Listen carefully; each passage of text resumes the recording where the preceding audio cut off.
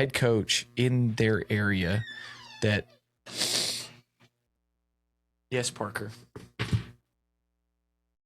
I just was playing because I love the game. Like, and it's scary to me. It's really easy for the game to become a job. Below 6 in his hands, whistle his mouth. Man, kids out there playing the game, staying out of trouble, competing. I love it. So as I've told you guys, the number one thing that's going to keep this going and the number one thing that I'm going to rely on is listener feedback, whether it's text messages, DMs, anything of that nature of what we're talking about, what we need to talk about, stories, anecdotal, serious, whatever it is. That's where I'm going to draw a lot of this information. Yes, personal experiences are a huge part of it, but also pulling from you guys and things that you share with me. And on that note, jumping right into one of the things that a listener shared with me over the last week, it's something that it blows my mind because it's happening more and more. And, all the time you hear guys talking about, how kids are different and they've changed and they do this and they do that, this, that, and the other. And I truly believe that the kids really haven't changed. It's their environment, which is controlled by the adults, that's changed so much. So it's producing different things, but kids are always going to be a product of what's poured into them. And the reason I bring that up is because I think that leadership within our profession is huge. And it's not just huge for the athletic director or the head coach of fill in the sport.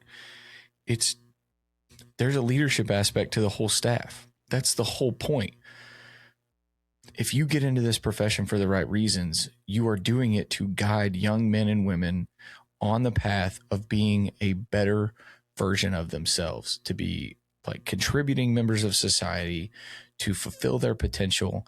And for you to do that, you have to lead them in certain aspects of that journey, of that path. You can't just show up, check the boxes, be where you're supposed. Like there's a relational leadership aspect, and it's convincing them that they've got more in the tank on certain days. It's convincing them that they're not aiming high enough when they set their goals. It's convincing them of what their role should be within a team. It's convincing them to buy into the education aspect of being a student athlete, all of those pieces. And why that's important is because I think to be a good leader, you got to be a good person. And the reason this came up is because a listener shared a story with me of a fellow head coach in their area, different size school, but in their area. And the experience they had with this coach was they've known each other for a little bit because of previous, shared connections and things of that nature. And now they're both head coaches in the same sport. And his assumption was that this is going to be a relationship that I could start to foster, and we can lean on each other and ask questions. And we're not necessarily competing against each other for district titles or playoff spots, which makes it easier or more comfortable for maybe them to share with me and vice versa, because they know that I'm not going to use that against them at any point outside of like maybe a non-district, non-conference style game, maybe a tournament we randomly get put in the same pool, right?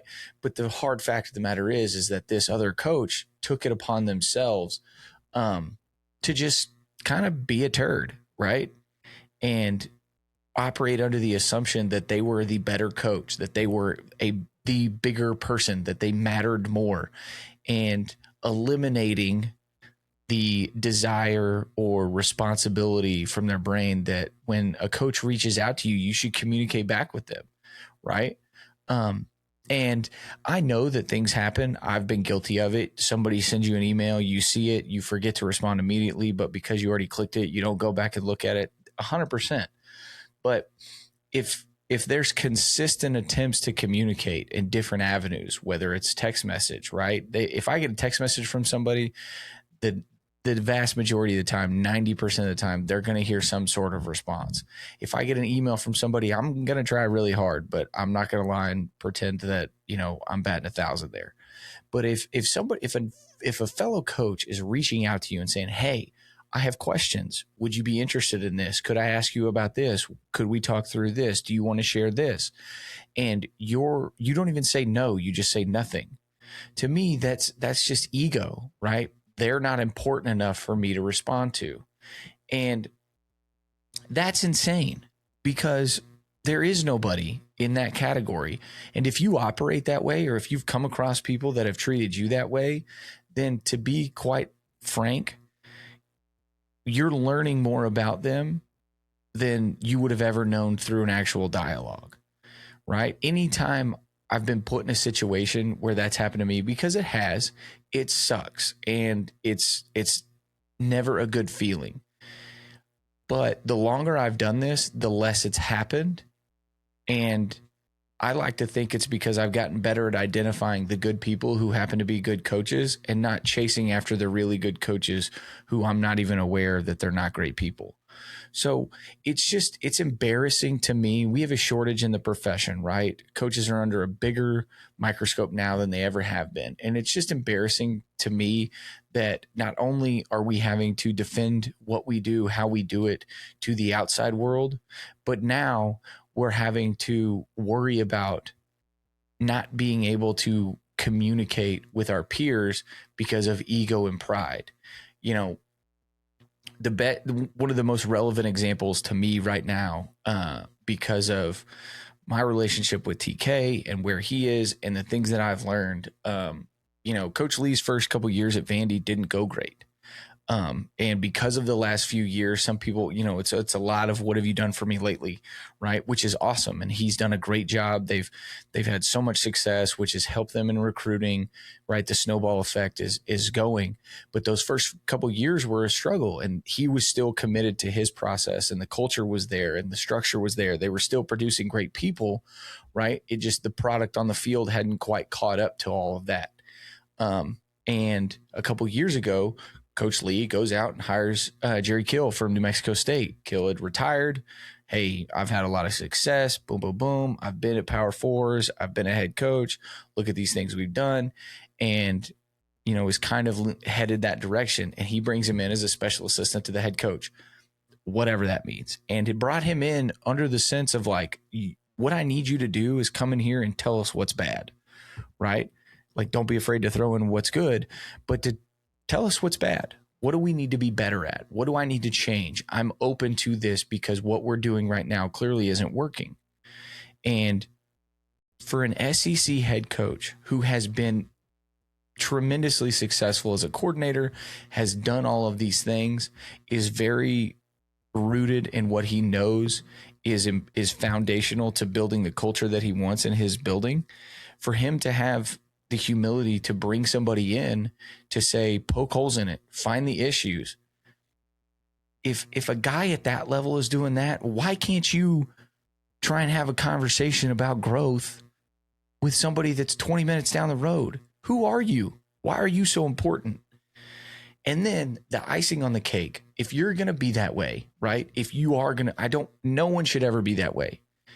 But if you are going to be that way, you would do that, right? You would observe that and be like, well, that person's probably like creme de la creme, and they just feel like they don't have time for these other things. No, we're talking about a head coach that won one game, right? Doesn't matter to sport. That's all I'm going to say. We're talking about a coach that won one game. So not only are you acting like a loser, right? And acting like an idiot and acting like somebody that demands zero respect from their peers, but you're also creating a losing product. You're not doing anything, right, that would demand or create the facade that you deserve to blow people off and be disrespectful. And then you peel the layer back even farther and you find out that they're not taking their craft serious. And then all of it comes full circle and you start to go, oh, that's why. So you're talking about somebody who won't do any self-scout, who won't do any game prep, right? Who's not going to be worried about learning from their own mistakes or, right, trumpeting their successes. They're just going to tell the kids, show up and do it. And we're never going to talk about it. We're never going to correct the mistakes. I'm never going to learn. I'm never going to self-scout. I'm never going to do any of these things so I can be better. I'm just going to go, we don't have good players. I'm not worried about it. This is what it is. And when you kind of get to that third layer, the other two make sense, right? So what's hilarious to me is that as people talk about this and you go to clinics and you have these different conversations, it always comes down to players 100%. But there is a level of commitment and investment to where you can make players better. That doesn't mean you're going to make the high school players better overnight or in 1 month, but you can make the program better by making the kids better early. What are you doing about that? And if you're not the head coach of a program that's managing hundreds of kids at the high school level, there is literally no excuse to not have an investment into your sub high school participation. There's none. And there's hundreds of different ways that you can do that. But to be lazy enough to not develop or learn from your own, let your kids learn from their own mistakes, to watch their own film, because you won't film games. We're not even going to talk about practice, right? Don't get Allen Iverson started. We're not even going to talk about practice. You're not even filming games so the kids can watch and learn and do better. But now you're having to explain to, why do you want to watch that film? We suck. Don't watch that. Well, they can't watch it because you refuse to film it because you're a crazy person, right? And when you take that and you mix it with the fact that you're too busy or important to respond to people who do the exact same thing as you. Oh, by the way, they do it better. Who are you and what are you doing? Do you have no desire to be a head coach? Or is this self-sabotage? We see it with kids all the time. Is that what we're dealing with? Because it's asinine. It blows my mind, and it's embarrassing for the profession because there's people out here that don't treat their jobs that way, that show up every day. They give everything that they have. They want to learn. They want to grow. And yet people like that are getting head jobs.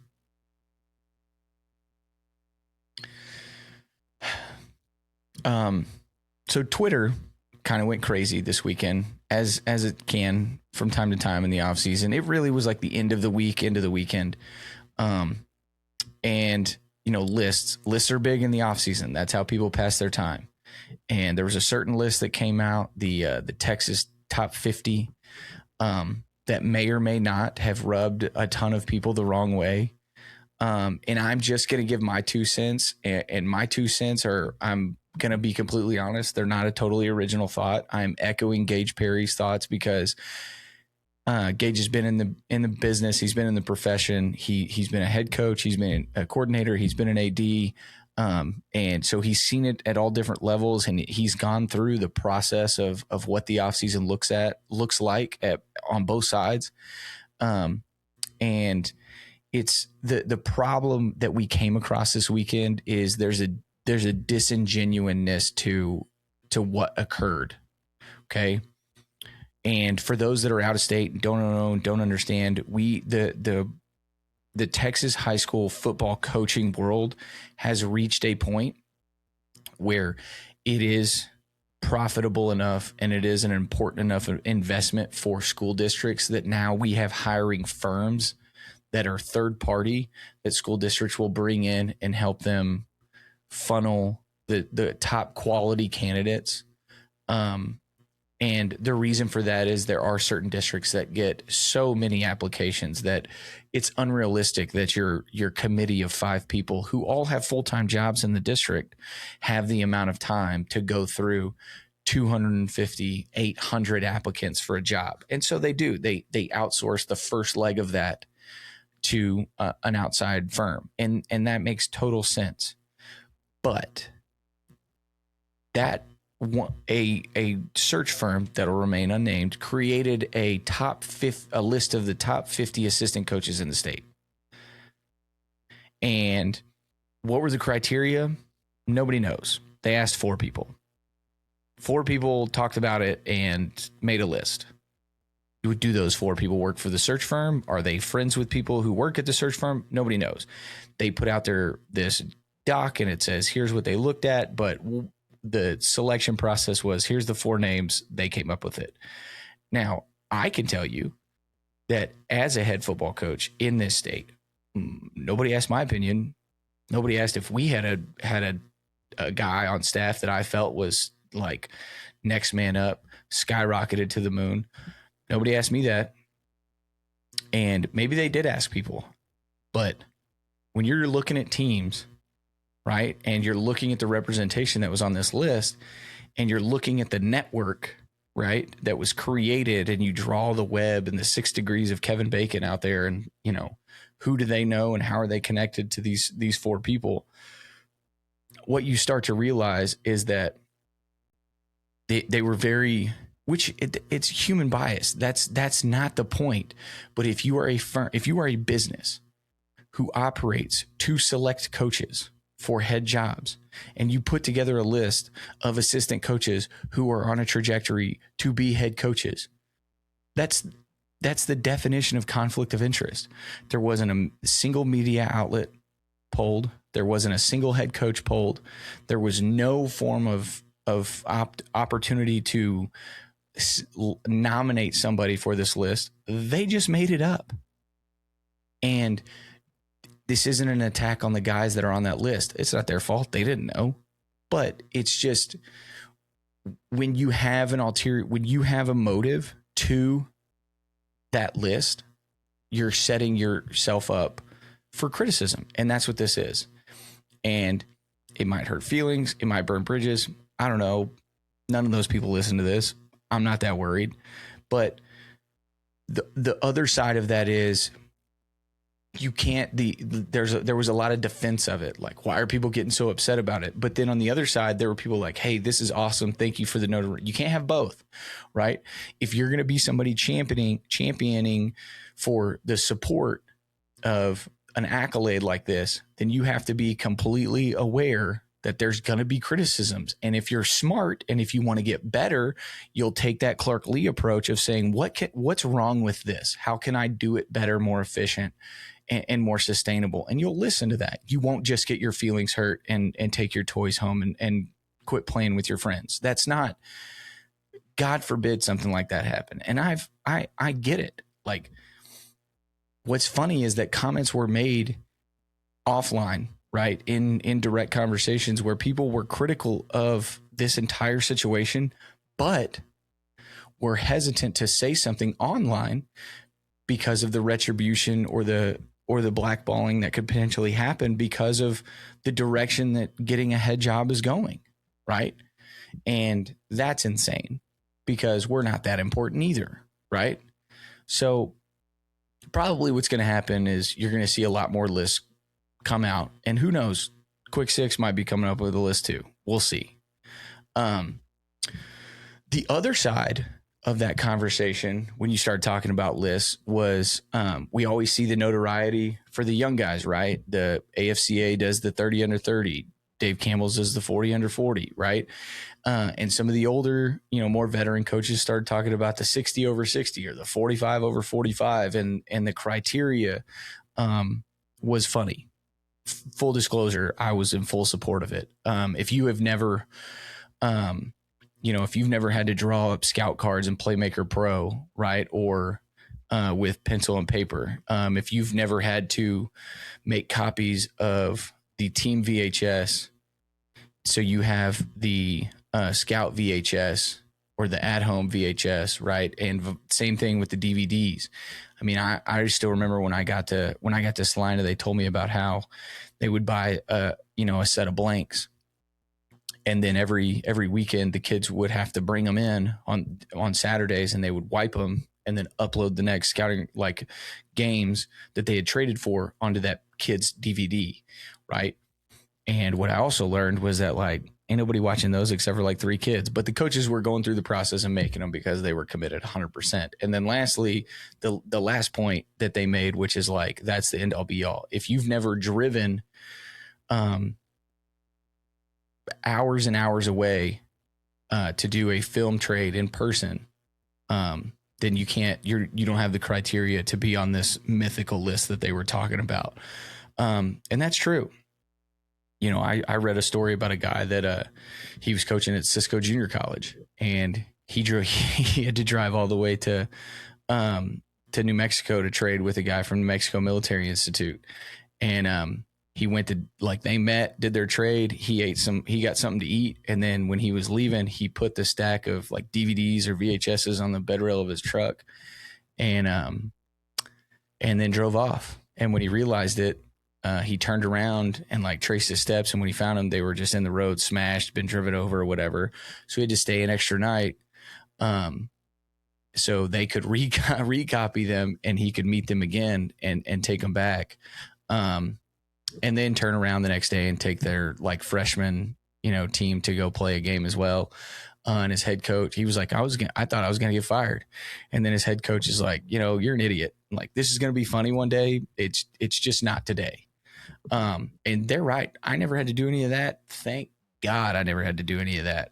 Huddle existed when I got into coaching. Thank God. Because old Dusty Hudson at Salina used to tell us about having to go over to old Harry Hines, where all the coaches, they'd do their trades over there. And I'll let you guys figure out why they always picked Harry Hines to be the trade point. But I can't imagine having to do that on a whatever day, a Sunday or a Friday night / Saturday morning at 2, 3, 4, 5 a.m., whatever it was. We spent a lot of time at the field house anyway, so I can't imagine having to spend that much time on the road to come back and then still play catch up to get done what they needed to get done. So, kudos to technology. Big fan of the implementation of technology in sports. And, I'm not looking to, there's certain aspects that I would say that I'm old school in when it comes to coaching. That's not one of them. And I never want to be that old school when it comes to it. Last episode talked about the pairing that we saw at Vanderbilt of how in tune the strength staff was with the football program's schedule, practice schedule, and all of those things. And I briefly touched on how they would align and adjust their warm up and their pre-practice routine to pair and balance with what the practice emphasis was going to be. And did a little bit more digging because some guys asked about it. And here is what I've kind of gathered. So what they were looking for is there's phases to their warm up, right? There's the stretch routine, which that stretch routine is going to be a preparation for what's going on. So if it's going to be a lot of short yardage, right, where we're either working backed up, or we're working in the red zone, or we're just working like short yardage situations, there's an emphasis on that for the day. Then you're going to see a much more increased emphasis on their lateral mobility preparation, right? If we're going to be doing a lot of things in tight windows against man coverage or in man coverage, then we got to make sure that our hips are ready to go early. So there's going to be more of an emphasis on the stretching aspect for what's going on that specific day. If it's going to be more open field, if it's going to be high tempo, right, we're going to get a lot of reps. Well, then we're going to spend a little bit more time getting those long stride muscles gassed up and ready to go. And then the second phase of it, they use is almost like a makeup. So they split up into, bigs and skills like every program in the country does. And they do those stretch warm up routines based off of the emphasis for the day. And then they all come back together and they do something that is in counterbalance to what will be absent. So the perfect example that I got was that day 3 of spring ball is going to be the first day of pads. So it's going to be, and your legs are a little bit more tired. So the coaches are going to back off of the practice script and it's going to be a little bit lighter, right? Because you've had those 2 fast days where you're getting back into the routine. And that third day is usually a day where you see guys a little bit more sore, a little bit more this, but because the coaches are going to back off and maybe reps or tempo, we're going to make up for it in this second phase of our pre-practice warm-up routine. And what they did to counterbalance that lighter practice script was to do resistance bands running, right? So that way these guys, their muscles are still getting that heavy workload in a controlled environment. They're not having to change directions. They're not having to worry about somebody hitting them, but they're making up for that in this much more controlled aspect to where they're still getting a certain part of that work, however you want to quantify or measure it with GPS and things of that nature, but they're getting it in that pre-practice routine and not necessarily during a team period. So I don't know what the implementation of that looks like at the high school level. I think that there's something there. I think that we've got to spend some time looking at how we can implement that, if it's something that we see any sort of value in, and go from there. But it was something that I was impressed with because it was new. I hadn't seen anybody else do that. This may be something that's been around for years and you guys know about it. I just don't. So it really caught my attention. It's April. We are definitely in full swing of off-season hiring, moving to new spots, all of these different things. And I've had some questions from coaches about, do you have, how many spots are you having to fill? And, I just can't seem to find anybody. And we have some things that we're looking at, but the way that, the core of our staff is staying intact. And I'm really proud of that. And we have a couple spots that we are looking to fill, but the way that we go about filling them is probably a little bit different than other people, because the last thing I want to rely on is a job posting, whether it's on the coaches board or a region board or Twitter. That's the last place that I want to have to put my faith in to pull a candidate. First thing I'm going to do is we're going to tap into my network and our staff's network, right?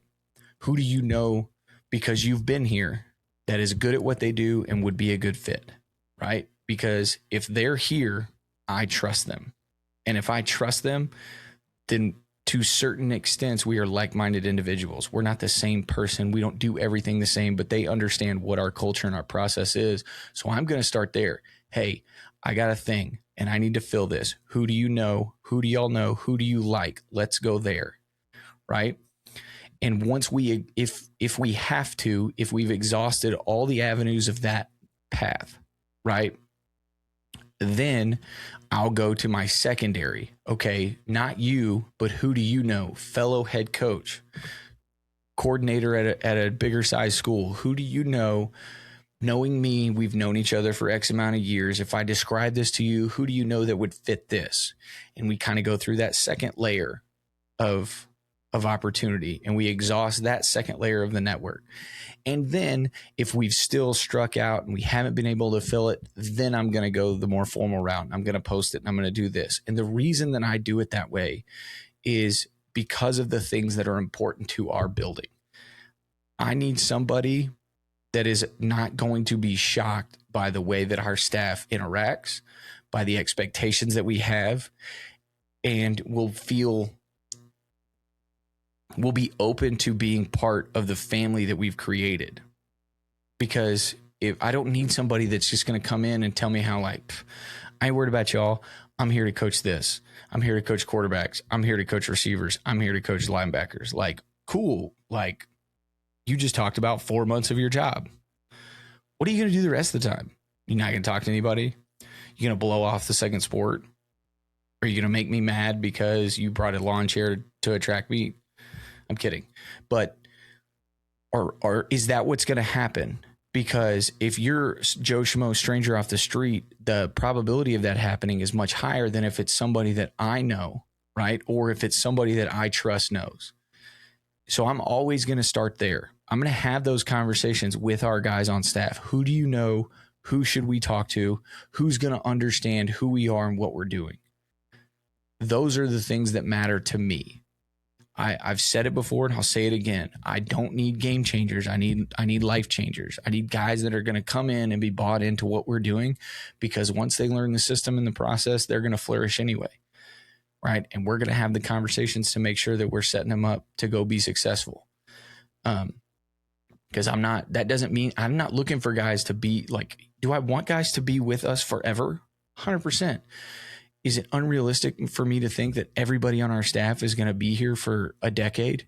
Of course it is, because they have goals and aspirations, and I'm not here to squash that. I'm not here to water, to weigh down there are opportunities. I have a job to help our kids become better people and better athletes.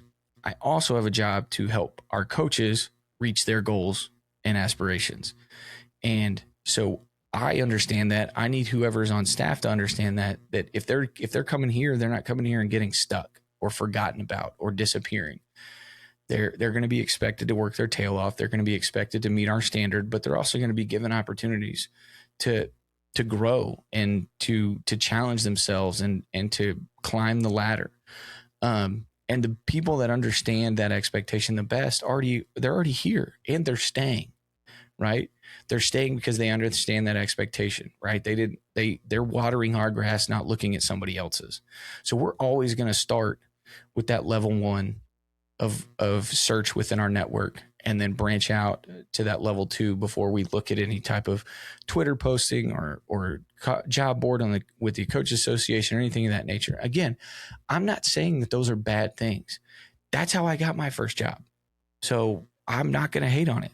It's a great resource and it has filled a lot of great positions and it's put the right people in the right place at the right time for countless schools.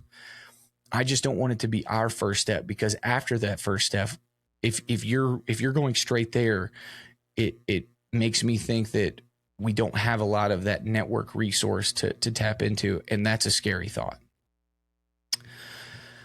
Last thing I want to talk about, this community-based athletics conversation, and private schools is not what I'm talking about, but it's the privatization of sports. We live in a small town, 2,500 people, right? We are 3A football, and that is the perfect size in my opinion. And what I remember from what I consider not to be too long ago, from the late 90s, early 2000s, was a community-based athletic program where the people that I played with in junior high and high school, I played with in first and second and third and fourth and fifth and sixth and seventh grade, right? Before we ever got to junior high sports, we were playing community-based sports. And the privatization and the profitability of those sports have killed the development of community sports. And what our job is to go chase that down and get it back. So one thing that I want to be encouraging towards guys to do, and one thing that I'm trying to dive into better build, is how do we connect the dots to where we don't have, we've got 50 fifth graders that play some form of football, but some of them do it over here, some of them do it over here, and some of them do it over here. How do we cut that out? How do we get it back to here and go, guys, that fifth grade team's not going to get you a Power 5 scholarship, but this fifth grade team together with depth and cohesion and those bonds, those teams can set you up to win a state championship, to win a district championship, to break a school record, right? You going over and knowing all these people in other places, I get it. And every once in a while is a thing. But if your main form of competition and sport is with strangers, right? You're not necessarily setting your school up to be successful. And getting back to the little leagues, the Optimus leagues, the YMCA leagues, if you have one, right? Getting back to the investment in those, funneling the kids that come to your youth camp. You put on every program does or should put on a youth camp in the summer, right? And when you get those kids, how are you funneling those kids back into your local programs and your local leagues? Because that's where the value of development is. Once you do that, then you take it a step further and you have the clinic for the coaches in the league and say, hey, this is the things that we would like to see. How you implement them is on you, but we would love to see this style of tackle and this style of blocking and this style of play calling, depending on how deep you want to get into it. Now everybody sounds the same. Now everybody is playing together, right? And if you think that this is something that's crazy, and I could be speaking out of turn talking about it now, but go look at Southlake Carroll. They've been doing this for years. They when Chase Daniel and the South Lake Carroll Dragons played Denton Ryan on ESPN on like a Thursday night in front of however many millions of people in like 2004, okay, one of the things that they showed two things. They showed Chase Daniel sitting in the field house watching film during lunch, right? He was in the coach's office. They had a little TV set up, had a Cowboy remote attached to probably a VCR player because somebody had to drive to Harry Hines, and he's watching film. And then the next thing they talked about was how all the youth teams, 1st through 6th grade, they were all green, they were all the Dragons, and they all use the same verbiage on offense. Okay? You may not have the ability to take it to that extreme, but what you do have is to find the version of that works for where you are. And if you will do that, we can start to recapture some of this community-based athletics before it gets into school. And you know what that'll do? The guys that coached them that didn't have a kid when they were in Pee Wee, they're going to be more invested into that program because now the kids that they coached are in it. Those kids didn't go play somewhere else. It's not just dads coaching them. I still remember there was a guy that coached in our Little League Baseball League. He drove like a 72 baby blue Chevy truck, and he didn't have a kid on the team, and he coached the Orange Cubs for like ever, John Chesney, right? But those are the guys that you get that level of investment from people that aren't parents, that don't have kids playing in the league, whenever you can pull all of that community back to that one league, right? And support and grow the talent, develop the talent there, instead of counting on strangers to do it in other towns and other places and things of that nature. So, my soapbox is crumbling below my feet right now. So, again, you guys make sure if there's something that you have that happened to you or that you heard about that you think needs to be shared, send it to me. If you have questions, you have topics that you want discussed, you want to hear my feedback on, send it to me. Make sure you share this with fellow coaches. And we will see you guys next time.